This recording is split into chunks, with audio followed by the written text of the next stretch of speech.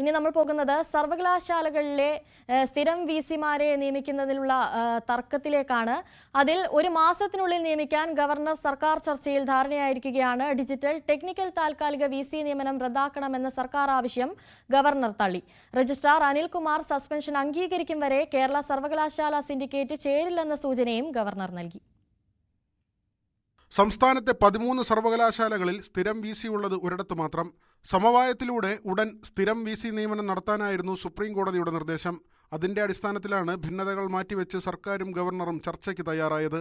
എല്ലാവരും സഹകരിച്ചാൽ ഒരു മാസത്തിനുള്ളിൽ സർവകലാശാലകളുടെ തലപ്പത്ത് സ്ഥിരം വിസിമാരെ കൊണ്ടുവരാനാകുമെന്ന് ഗവർണർ പറഞ്ഞു. സർക്കാരിന് വേണ്ടി ചർച്ചയിൽ പങ്കെടുത്ത മന്ത്രിമാരും അതിനോട് യോജിച്ചു. ഇതിന്റെ അടിസ്ഥാനത്തിൽ സെർച്ച് കമ്മിറ്റി രൂപീകരണം വൈകാതെ ഉണ്ടാകും. എന്നാൽ ഇതിനു മുൻപ് വിവിധ സർവകലാശാലകളിലെ സെർച്ച് കമ്മിറ്റി രൂപീകരണവുമായി ബന്ധപ്പെട്ട് കോടതികളിലെ കേസുകൾ പിൻവലിക്കണമെന്ന് ഗവർണർ സർക്കാരിനോട് ആവശ്യപ്പെട്ടിട്ടുണ്ട്. മുഖ്യമന്ത്രിയുമായി ആലോചിച്ച് തീരുമാനമറിയിക്കാമെന്ന് മന്ത്രിമാർ മറുപടി നൽകി.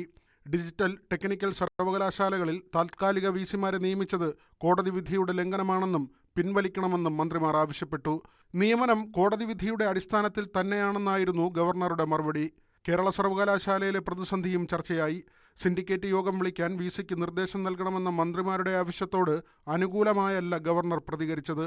രജിസ്ട്രാർ അനിൽകുമാർ ആദ്യം സസ്പെൻഷൻ അംഗീകരിക്കട്ടെ, അതിനുശേഷം സിൻഡിക്കേറ്റ് വിളിക്കുന്ന കാര്യം ആലോചിക്കാമെന്നായിരുന്നു ഗവർണറുടെ മറുപടി. ന്യൂസ് 18 തിരുവനന്തപുരം.